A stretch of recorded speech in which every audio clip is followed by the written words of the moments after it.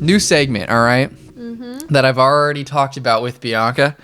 You've heard of Dana White. If you don't know now, you know. My new segment is, you probably knew, but if you didn't, now you definitely do, okay? This is my segment, all right?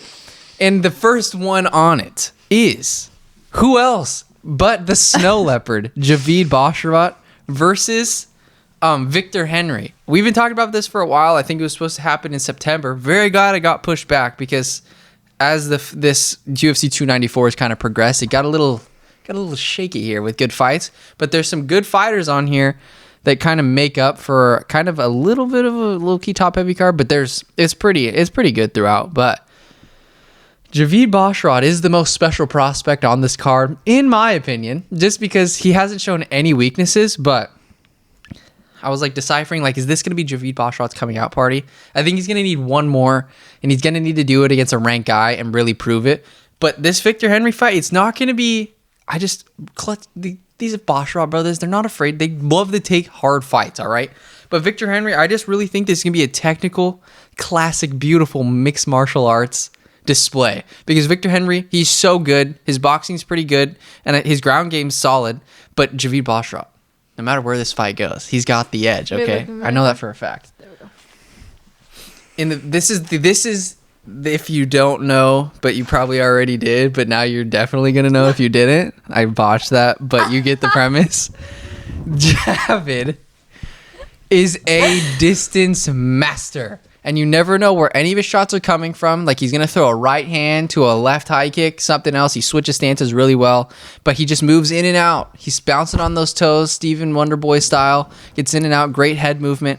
He gets the best version of his opponents every single time. He's just that type of guy. Victor Henry in his fight against, was it Rafael Sunsao? He really, I'm pretty sure. Now, I could be wrong, right? Kellen's usually wrong about some things. But he beat Tony Gravely in his last time out. That was a split decision. But I just remember in the Rafael Sunsao fight, he was really struggling with distance management. All right. And like, that's going to be, he was struggling to get his shots and land his shots and get inside. Even though he does have great head movement, he's fine, but he was just really struggling to land shots. And the only way to beat Javid Basharat besides putting him out is to land more volume on him, obviously, Kellen.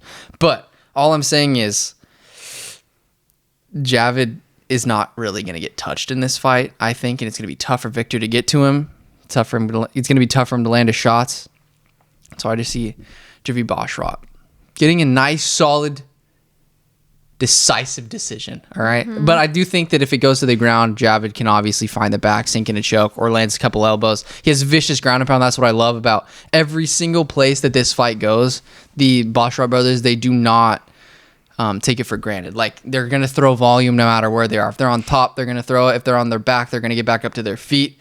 And then obviously when both guys are on their feet, they have insanely creative and like non-predictable combinations. So yeah, Javid's the man, the snow leopard. He's going to go to 15-0, and he's on his way. Him and his brother are on his way to proving to the world that they are a force to be reckoned with. But the next one.